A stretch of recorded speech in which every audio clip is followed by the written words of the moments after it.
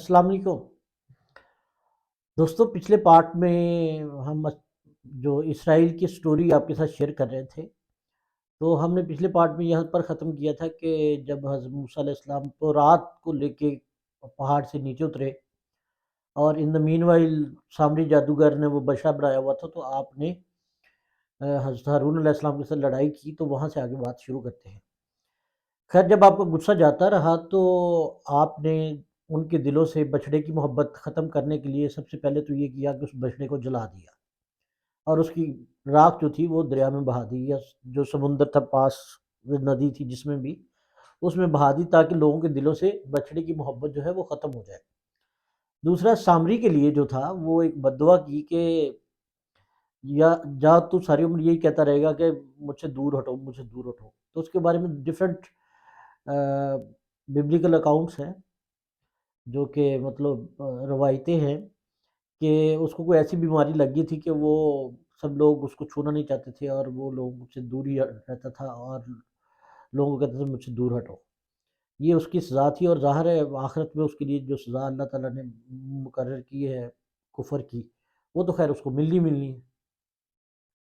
اس کے بعد جب مسئلے سیٹل ہو گئے تو حضرت موسیٰ علیہ السلام بتانے لگے اپنی قوم کو کہ اللہ تعالیٰ نے مجھے تورات جو ہے وہ عطا کی ہے، اور تورات کے بارے میں سارے بتایا کہ اس کے اندر جو تعلیمات ہیں، جو احکامات ہیں، ان کی پابندی کے مطابق، اس کے مطابق اب باقی زندگی آپ نے گزارنی ہے۔ تو چونکہ وہ اسرائیلی تھے، اسرائیلی ایسے بات مان جائے یہ تو ہو نہیں سکتا، تو وہ کہنے لگے موسیٰ علیہ السلام سے کہنے لگے کہ ایسے کرتے ہیں ہم، اس کا جو اسکرپچر ہے یا جو ہے اس کو ہم پڑھ لیتے ہیں، سمجھ لیتے ہیں تھوڑا بہت، لیکن جو عمل والی بات ہے نا وہ ہم سے نہیں ہوگا۔ تو موسیٰ علیہ السلام کو بڑا غصہ بھی آیا اس بات پہ کہ یہ کیا حرکت ہے۔ خیر، جب انہوں نے زیادہ ہٹ درمی کی، کیونکہ یہ بڑے ضدی قوم، میں بتا رہا ہوں بار بار کہ یہ بڑے ہٹ درم اور ضدی اور بہانے بنانے والی قوم تھی، تو پھر حضرت موسیٰ علیہ السلام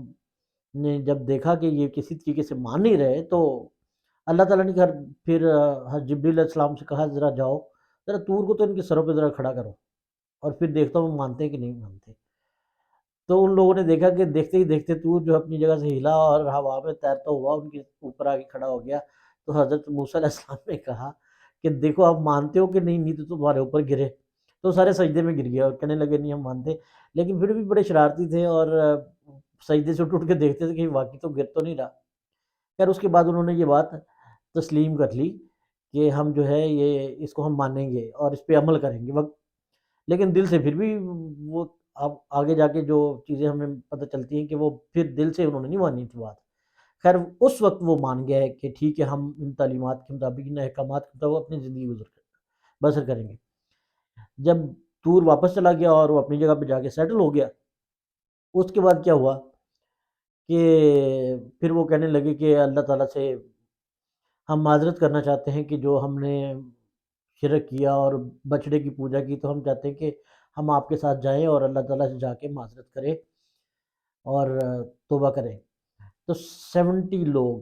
لوگ سلیکٹ کیے گئے جو کہ بڑے بزرگ تھے یا برگزیدہ بندے آپ کہہ لیں، جو بڑے تھے، تو وہ ان کو حضرت موسیٰ نے ساتھ لیا اور جبل طور پر دوبارہ چلے گئے۔ جبل طور پر جب پہنچے تو حضرت موسیٰ نے اللہ تعالیٰ سے ہم کلام ہوئے اور کہا کہ یا اللہ، ہم اپنی کیے پہ شرمندہ ہیں اور ہم آپ سے توبہ کے طلبگار ہیں۔ تو اللہ تعالیٰ نے بہرحال حضرت موسیٰ کی ریکویسٹ کے اوپر یا ان کی دعا کے اوپر ان کی توبہ قبول کر لی۔ تو یہ لوگ جو 70 لوگ تھے جو ذرا پیچھے تھے،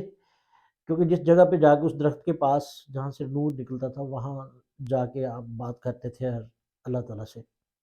تو یہ لوگ تھوڑے پیچھے تھے، تو انہوں نے کہا کہ موسیٰ نے آگے کہا کہ اللہ تعالیٰ نے ہماری توبہ قبول کر لی ہے۔ تو کہنے لگے کہ نہیں، آپ نے تو کہا تھا کہ آپ ہمیں اللہ تعالیٰ سے بات کروائیں گے اور دکھائیں گے کہ ہم اللہ تعالیٰ خود دیکھیں گے، اللہ تعالیٰ کہیں گے تو پھر۔ تو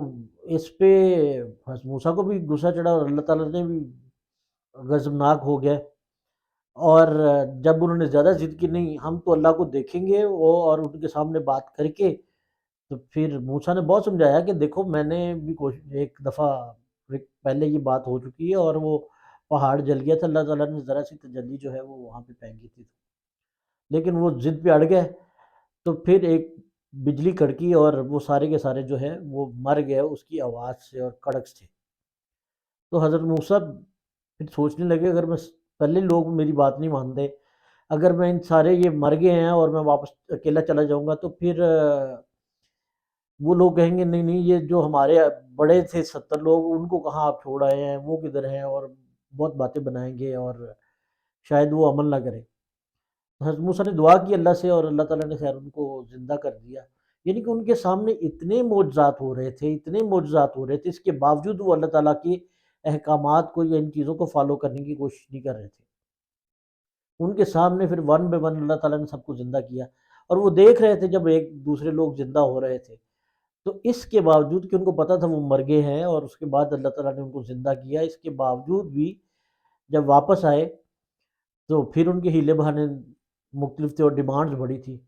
کہنے لگے موسیٰ یہاں تو دھوپ بہت پڑتی ہے اس صحرا کے اندر، ہم کیا کریں؟ تو اللہ سے کہو نا ہمیں کوئی چھاؤں کا انتظام کر دے۔ تو اللہ تعالیٰ نے خیر ان کے اوپر بادل کے ٹکڑے بھیج دیے۔ اللہ تعالیٰ کو بھی بڑا پیار تھا ان سے، اللہ تعالیٰ نے بڑی ان کی باتیں مان جاتے تھے، اور اللہ تعالیٰ چاہتے تھے کہ ایک ایسی قوم بنے جو کہ میرے اسلام کو پوری دنیا میں اسٹیبلش کرے۔ بیسیکلی اللہ تعالیٰ یہ چاہتے تھے اس قوم سے۔ تو اس کے بعد کیا ہوا کہ پانی کا مسئلہ آ گیا کہ پانی کہاں سے پیے۔ تو اللہ تعالیٰ سے حضرت موسیٰ نے پھر دعا کی، تو انہوں نے کہا کہ ایک پتھر کے اوپر عصا مارو، اور وہ جو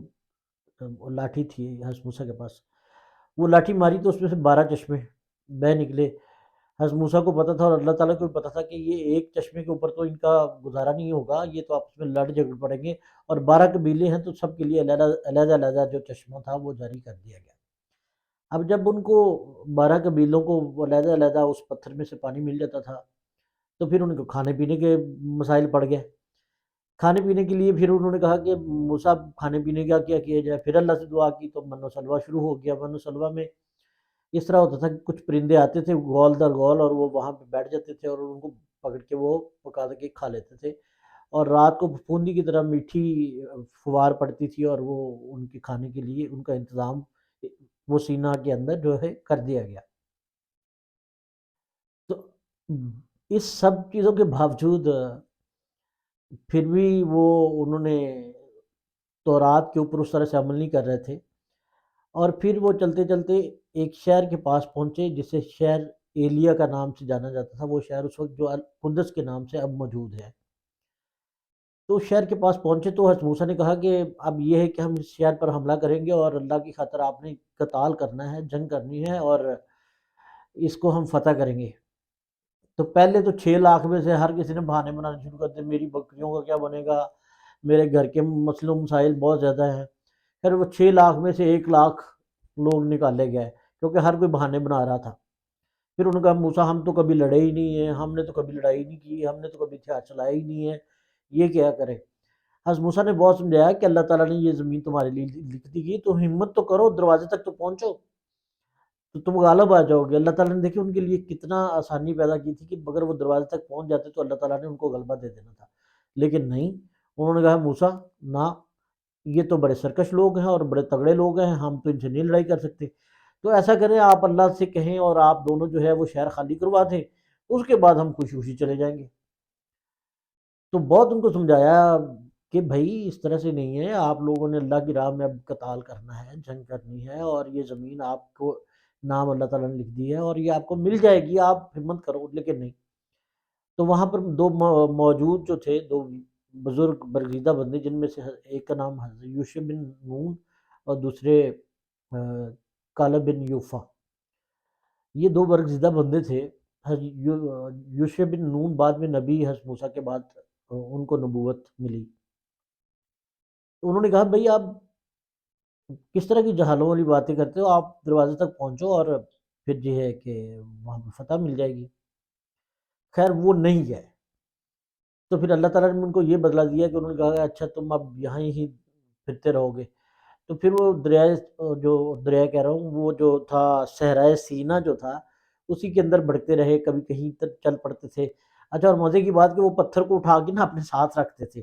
جہاں جا کے رکھتے تھے چشمے پھوٹنا شروع ہو جاتے تھے، اور جب اٹھا لیتے تو وہ چشمے بند ہو جاتے تھے، وہ چلتے رہتے تھے، اور اسی اسی کے اندر ہی جو سینہ صحرا تھا اسی کے اندر پھر ذلیل و خوار ہوتے رہے 40 سال تک، یہ ان کو سزا تھی۔ اس کے بعد ایک اور دو پرومننٹ واقعات ہیں جو حضرت موسیٰ علیہ السلام کے دور میں ہوئے۔ ان میں ایک تو گائے کا جو واقعہ ہے کہ ایک صبح اٹھو تو ان کا جو ایک بڑا بندہ تھا، وہ سردار تھا، وہ قتل ہو گیا۔ اب قاتل کو کیسے ڈھونڈا جائے؟ تو موسیٰ سے کہنے لگے موسیٰ اللہ تعالیٰ سے پوچھ کے بتا کہ ہمیں جو ہے قاتل جو ہے وہ کیسے ملے گا؟ تو اللہ تعالیٰ سے موسیٰ نے دعا کی تو اللہ تعالیٰ نے فرمایا، سورہ بقرہ میں اس کا پورا ذکر ہے کہ آپ گائے کو ذبح کیا جائے اور اس کا گوشت جو ہے وہ اس مقتول کو مارا جائے اور یہ اٹھ کے پھر بتا دے گا۔ تو گائے سے تو ان کی جان جاتی تھی، کیونکہ ان کے دلوں میں گائے اور بچھڑے تو ان کے دلوں کے اندر سے،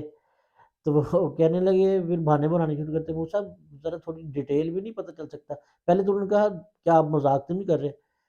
تو موسیٰ تھوڑے غصے میں آئے، کہتے میں کوئی جاہل ہوں میں مذاق کروں؟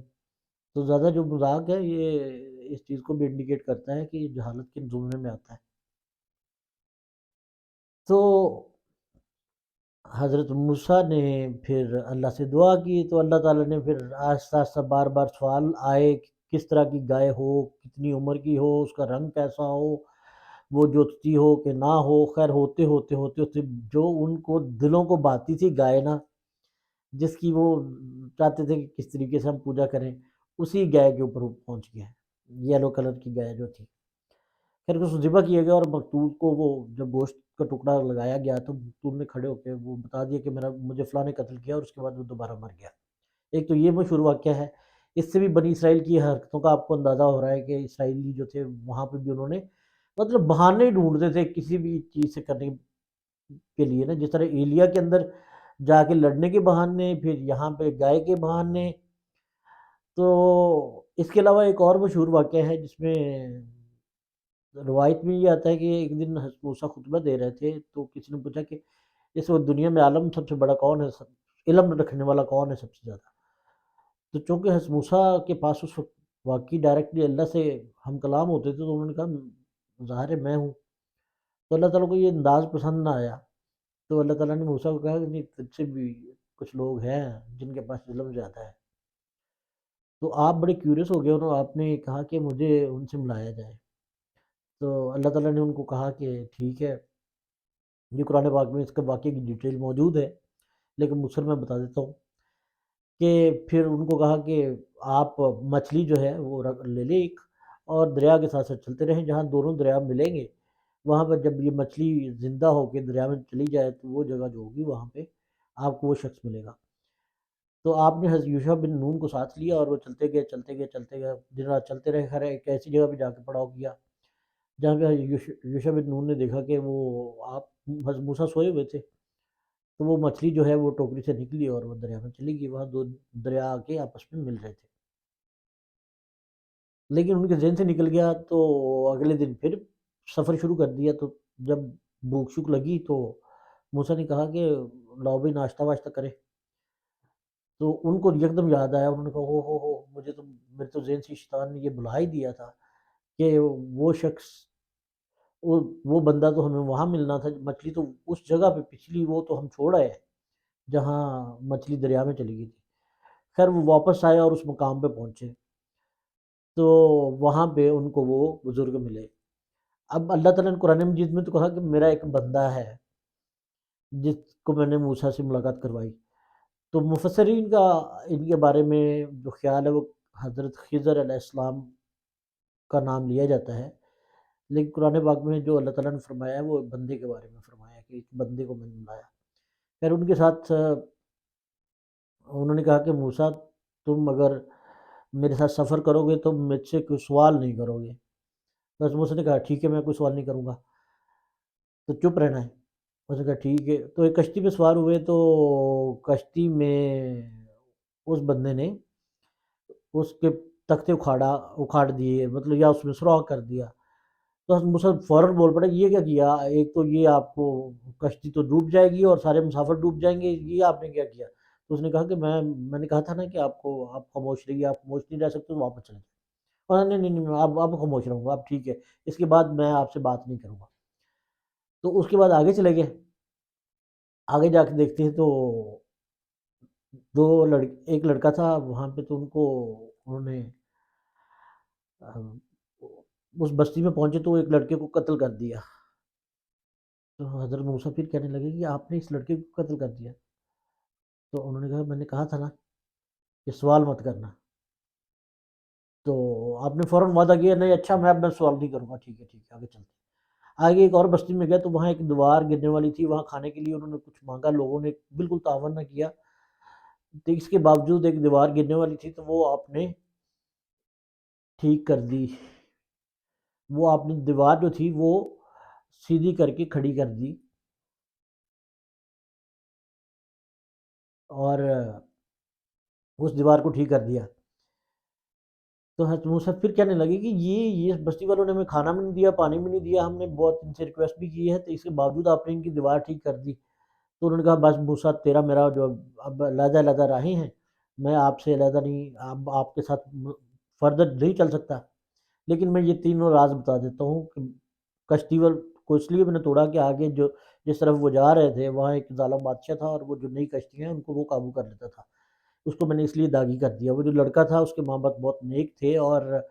وہ لڑکا بڑا ہو کر بڑا شرپسند بننا تھا، تو اس لیے اللہ تعالیٰ ان کو صالح اولاد دے گا، اس لیے میں نے اس کو قتل کر دیا۔ یہ جو تھے جن کی دیوار میں نے ٹھیک کی، یہ دو بھائی تھے چھوٹے، تو ان کے والدین نیک تھے، اور اس دیوار کے نیچے خزانہ ہے، اگر گر پڑتی تو لوگ اس سے لوٹ لیتے، تو اس لیے اس کو ٹھیک کر دیا گیا تاکہ لوگ اس خزانے کو لوٹ نہ سکیں۔ تو اس لیے اس کو جو ہے میں نے ٹھیک کیا۔ خیر وہاں سے سلسلہ منقطع ہو گیا، اور اس کے بعد حضرت موسیٰ واپس آ گئے۔ تو ان دا مین وائل یہ ہوا کہ حضرت ہارون علیہ السلام کی وفات ہوگی، اور اسی میدان میں ان کو جو ہے ان کی قبر مبارک جو تھی وہ بنا دی گئی۔ تو 2 سال بعد فرشتہ آیا حضرت موسیٰ علیہ السلام نے، چلے موسیٰ بھی اللہ کے پاس لے کے چلنا آپ کو۔ تو خیر انہوں نے ان کو کہا کہ نہیں میں تو نہیں جاؤں گا۔ انبیاء سے پوچھا جاتا ہے کہ دنیا میں اور رہیں گے یا ابھی آ جائیں گے، تو اللہ سے جا کے فرشتے نے عرض کیا کہ یہ بات ہوئی ہے، تو اللہ نے کہا اس کو بیل کے اوپر ہاتھ رکھے، جتنے بال نیچے آئیں گے اتنے سال وہ زندہ رہیں گے۔ تو موسیٰ نے کہا اس کے بعد کیا ہوگا؟ انہوں نے پھر اس کے بعد پھر بھی مرنا ہی، تو کہتے پھر ٹھیک ہے، اب ٹھیک ہے، پھر میں ابھی لے چل، لیکن دعا کی کہ یا اللہ مجھے مقدس زمین میں میری جو ہے مجھے دفن کرنے کا موقع دینا، تاکہ میری تدفین جو ہے وہ مقدس زمین کے اندر، فلسطین کے اندر ہو۔ تو اللہ تعالیٰ نے بیسیکلی جبریل علیہ السلام کو کہا کہ ان کو اتنا قریب چھوڑ دیا جائے کہ جتنا ایک پتھر پھینکا جاتا ہے بیت المقدس سے، وہاں پر ان کو چھوڑ دیا۔ وہاں ان کی وفات ہوئی حضرت موسیٰ علیہ السلام کی، اور وہاں پہ جو وہاں پر سرخ رنگ کا ٹیلہ جو تھا، جو کہ ایک حدیث میں بھی اس کا ذکر آیا ہے کہ نبی پاک صلی اللہ علیہ وسلم نے فرمایا کہ اگر میں فلسطین میں ہوتا تو میں بتاتا کہ کس سرخ ٹیلے کی نیچے حضرت موسیٰ علیہ السلام کی قبر ہے۔ تو وہاں بیت المقدس سے اتنی دور آپ کی روضہ مبارک ہے جتنا مطلب ایک پتھر پھینکنے کا فاصلہ ہوتا ہے عام طور پہ۔ تو اس جگہ پہ حضرت موسیٰ علیہ السلام جو تھے ان کا روضہ مبارک، ان کی تدفین وہاں پہ کی گئی، اور اس کے بعد اسرائیل کی جو تھی وہ باغ دوڑ حضرت یوشع بن نون نے سنبھال لی۔ تو اس کے بعد حضرت یوشع بن نون کے بعد کیا ہوا، اور اسرائیلی قوم نے کس طرح سے وہاں پہ رسپانس ان کو کیسا دیا، اور باقی واقعات کس طرح سے ہوا، اور اسرائیل کی اگلی سٹوری جو ہے اصل میں یہاں سے شروع ہوتی ہے، کیونکہ پہلے تو وہ 40 سال وہاں پہ ذلیل ہوتے رہے کیونکہ انہوں نے جنگ نہیں لڑی تھی، اور اس کے بعد کے واقعات جو ہیں وہ اصل میں ان کے کردار کو سامنے لے کے آئیں گے۔ تو اگلے پارٹ میں ہم پھر اسرائیل کے باقی انرویل کریں گے کہ انہوں نے اگلے حضرت یوشع بن نون کے دور میں کیا کیا کیا حرکتیں کی، اور اس کے بعد حضرت داؤد علیہ السلام اور حضرت سلیمان علیہ السلام اور باقی انبیاء اسرائیل میں جو آتے رہے اس دور میں وہ کیا کیا کام کرتے رہے، کس طرح سے انہوں نے زندگی گزاری، اور کس طرح سے ہیلے بہانے ڈھونڈتے رہے۔ تو وہ باقی پارٹ میں انشاءاللہ آپ کے ساتھ ضرور شیئر کیا جائے گا. دیکھتے رہیے پلیز انفو لانڈری آفیشیل، اور اس کو سبسکرائب بھی کیجئے، اور اس پہ آپ کو اوتھینٹک اور ہم لانڈر کرنے کے بعد انفارمیشن لے کے آتے ہیں آپ کے پاس. یہ نہیں ہے کہ آپ کے پاس جو کوئی بھی انفارمیشن اس طرح کے موجود ہو وہ لے کے آئیں. یہاں پہ آپ کو بالکل اوتھینٹک انفارمیشن ملے گی انشاءاللہ.